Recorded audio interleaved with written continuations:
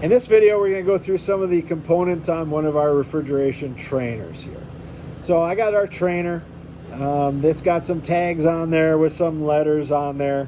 We'll try to go through these. Hopefully we can see them and just kind of name the part, kind of what it does. Starting off, we got A. That is the compressor. That's the heart of the system. That is the dividing line between the high side of the system and the low side of the system. B is where we can access our start components, and we can see the common start and run in there. So that's just where our electrical hookups would be. C, if we look at this line, bigger line usually would be insulated because it would be cold and sweaty, because that is our suction line. So that is going to have a low pressure, low temperature vapor coming back to the compressor.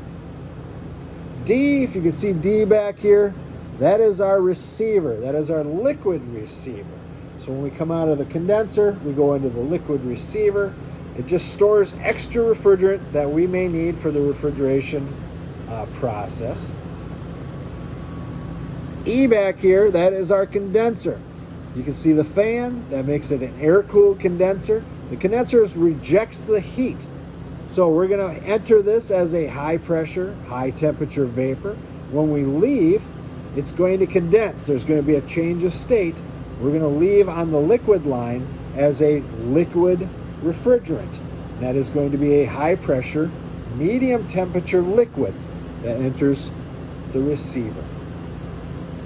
F is our filter dryer. That is going to catch any debris that's in there, any moisture that gets in that system, any sediment, any soot from poor brazing practices. That is going to get caught in our dryer. That helps clean up the system. G is our pressure control. That tells the compressor to turn on, turn off. We like to call it cut in and cut out. There's some pressures on there. We can set that for different pressures to cut in and cut out. H comes out of our liquid receiver, so that is our liquid line. You see that runs to our dryer. So inside of there is our high pressure, medium temperature refrigerant in liquid form. I, you can see our I, that is our suction service valve. Anytime we want to hook up to the suction side of the system, we're going to use that service valve. We can also see J, which is on the receiver. So that is our liquid line receiver valve, or our king valve. Probably call it king valve most of the time in class here. So anytime that we want to hook up to the system, we're going to hook up to those service valves. K, we can see, comes out of the compressor into our condenser. That is the discharge line. So that is a very high pressure, high temperature line. After that compressor has compressed the vapor refrigerant, it turns into a high pressure, high temperature vapor. That line is going to be very hot. Do not want to touch that. We have L. L is just a start capacitor that we have mounted external. It's part of our wiring that we have to do. M. We have M. That is our evaporator. That absorbs the heat. We don't make things cold, we remove the heat. N is our sight glass.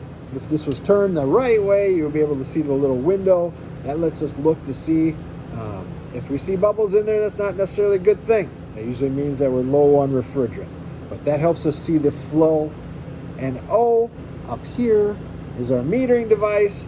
That is the expansion valve. That is the other halfway point in the system that helps to divide the high side from the low side.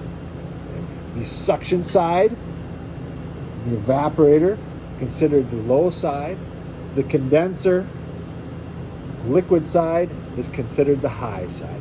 So those are just a few parts on the refrigeration system and what they do.